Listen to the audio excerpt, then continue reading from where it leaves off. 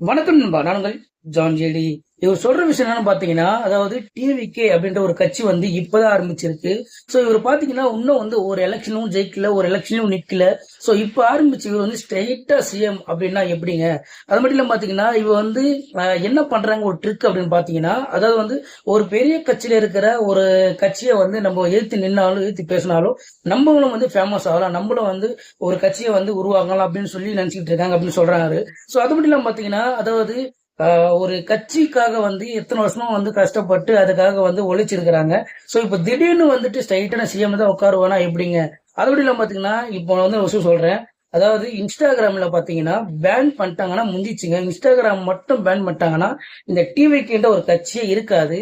So இந்த Instagram என்று இருக்கிற ஒரு காரணத்தினால தான் இந்த இன்ஸ்டாகிராம்ல ஃபுல்லா இந்த ரீல்ஸ் போடுறது, வீடியோ எடுத்து போடுறது, இங்க வந்து பேசுறது, இந்த மாதிரி விஷயங்கள் நடந்து இருக்குது. ஆனா அதே வந்து இன்ஸ்டாகிராம் பேன் பண்ணிட்டாங்கன்னா கட்சியில ஒரு ஆள் இருக்க மாட்டாங்க. சோ இன்ஸ்டாகிராம் என்ற ஒரு காரணத்துக்காக மட்டும்தான் இந்த விஷயங்களும் கட்சி சம்பந்தப்பட்டதுலாம் வந்து இது பேசுறது எல்லாமே. ஸோ 2026ல இதோடைய ரிசல்ட் வந்து எப்படி அப்படின்றது வந்து 2026 தெரியும் சொல்றாங்க. ஸோ எத்தனை பேர் வந்து டிவிக்கு வந்து 2026 வந்து ஜெயிக்கும் அப்படின்னு மறக்காம கமெண்ட் பண்ணுங்க. அது வந்து பாத்தீங்கன்னா இவர் சொன்ன அந்த இன்ஸ்டாகிராம் பத்தி வந்து உங்களோட கருத்தை வந்து மறக்காம கமெண்ட் பண்ணுங்க. முடிஞ்ச சேனலை ஃபாலோ பண்ணிக்கோங்க.